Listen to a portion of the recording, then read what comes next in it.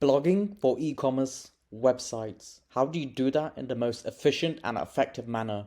And there are different strategies you can follow when it comes to blogging for your e-commerce website, but which ones are the right ones for you? That's exactly what I'll be going over in today's video. But first of all, what actually qualifies me to talk about this? Well, I've worked with lots of different e-commerce businesses, small and very large businesses.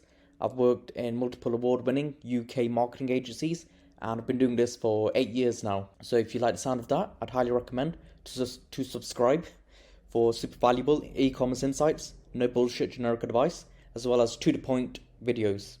So let's get straight into it. There'll be 5 strategies I'll be going over, and you're going to pick and decide which ones are the right ones for you. So let's take a look at the first one. Well, but before that, why you should blog. So first of all, is to receive high buyer traffic. So people who are ready to buy right now, is to build topical authority, is to generate traffic to capture emails, is to educate users on your products and services, as well as used as a reference, essentially build backlinks. So first of all, let's cover how to receive that hot buyer traffic you want to buy right now. So you want to target commercial keywords. So you want a keyword prompt. So those keyword prompts could look something like best X for Y, for example, best graphics card for video editors, best X that, so best games that don't need graphics card, best X which, best X is, and X is meaning your product type, right? So graphics cards, hoovers, electric boards, whatever you're selling, right? And you can use the Google autocomplete to do this. So let's go with the best graphics card. So best graphics card, let me zoom in here. So as you can see, I've already done this search, best graphics card 4. And then you can go through each level of the alphabet, and it'll give you different suggestions. And the reason why Google has given you these suggestions and why they're so valuable is because you know that people have typed them in already, so you know they've got search volume, right? And you can scale this up by using a tool like Keyword King. This is my own keyword tool that I built. So let's just type that in. Let me just zoom in here. Best graphics card 4. Then we're going to tick A to Z. You can choose your location. Then we're going to hit search. And then the first 10 will be the most popular keywords. So best graphics card for gaming, no surprise there. Best graphics card for 1440p. And then it's going to go through A to Z, right? Best graphics card for A. And then it says best graphics card for AMD Ryzen 7, best graphics card for AutoCAD, etc. You can go through these keywords and decide which one suits your business. So next up, number 2, let me just move this thing here as well as my face. So build topical authority. So what is topical authority? So let's say you've got a computer selling website, right? You sell different computer components, and you're trying to build authority on graphics cards. You want to sell more graphics cards. Let's say you've got 50 pages talking about graphics cards on your website, and your competitors, they have at least 200. Well, guess what? They're going to be seen as more authority because they have more pages that talk about graphics cards, essentially. And of course, these pages should be high quality and not doorway pages, right? Not low quality pages. These pages should answer the user intent, have search volume behind them, and be genuinely helpful, right? So that's topical authority. So what's a topical cluster?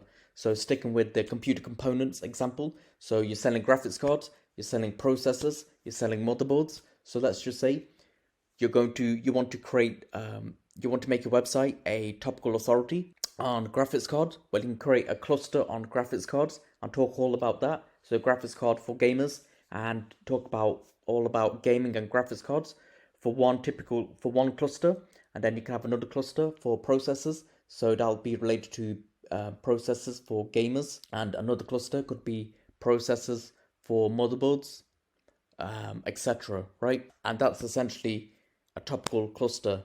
And the key to doing this is focus on one cluster at a time, unless you've got the resources to focus on multiple. If you don't, then focus on one at a time, because that's essentially, it's going to be the most strategic and the most efficient way to build topical authority. Focus on one thing at a time. Don't spread yourself too thin.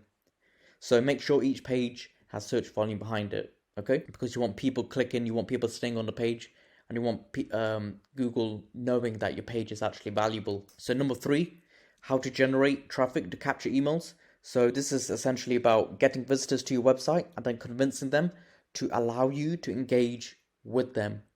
So you want to get their emails and essentially send them emails. And the key to this is it needs to be value driven.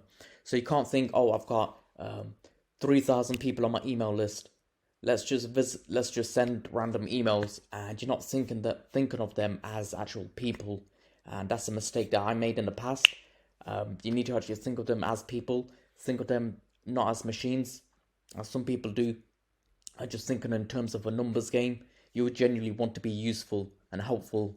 And the way you can get people to opt in, is to lead by a valuable item. So you can just say, I'll give you a free tool in return for your email, or an ebook, or a trial, or a discount. And one of the important things you want to do is make sure to let them know they'll get emails sent to them, right? So you could do an introduction email saying, hey, this is who I am, this is this is what the business is and what it's all about, and you'll be sent emails, and that'll set the user's expectations on what's to come. And again, you only want to send emails that they'll actually care about. All right. So number 4, educate users on your products and services. So this is more for if you have unique products or technical products.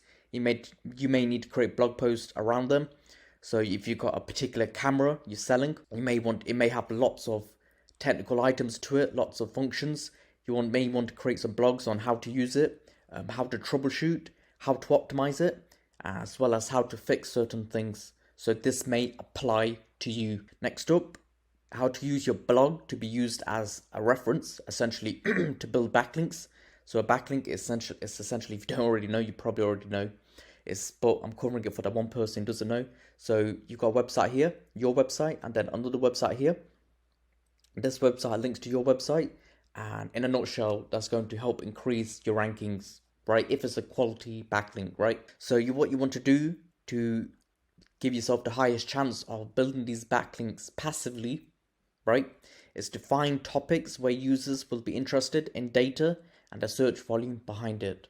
So for example, do people still play board games in 2020? This is an old blog post I did for someone a long time ago, and it started to get backlinks. I'm not sure if they've removed it now because it's such an old post. But essentially what I did was add some statistics here, as well as an infographic. And that's kind of the key here. You want to use data and statistics, and you want to visualize that data. You don't want the user to work for it. You want to serve everything, all of your content, on a silver platter, essentially. You want to make it as easy to absorb as possible. So there are different places to get that data.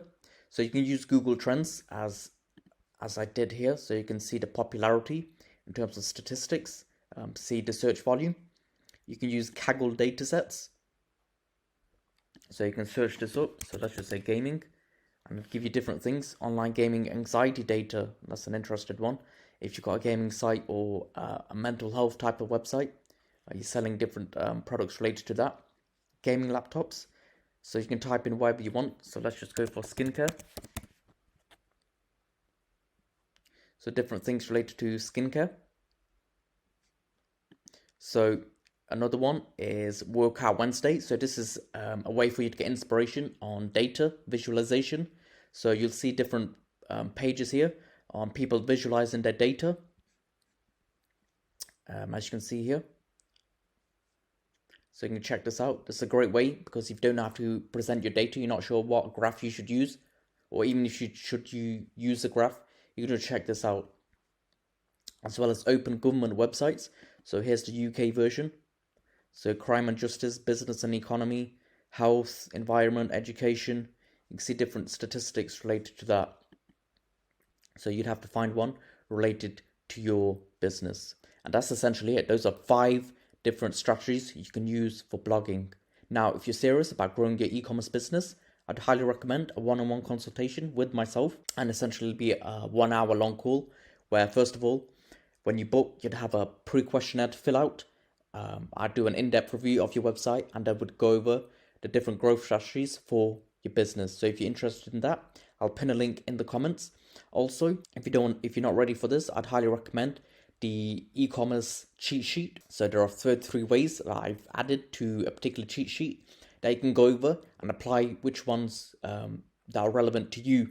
And these are basically some of the fastest ways I've found in my experience to boost your revenue in the most efficient manner possible. And again, I'll pin all these links in the comments below. And if you're interested in more valuable e-commerce insights, then I highly recommend for you to subscribe to the channel. I'll see you in the next video.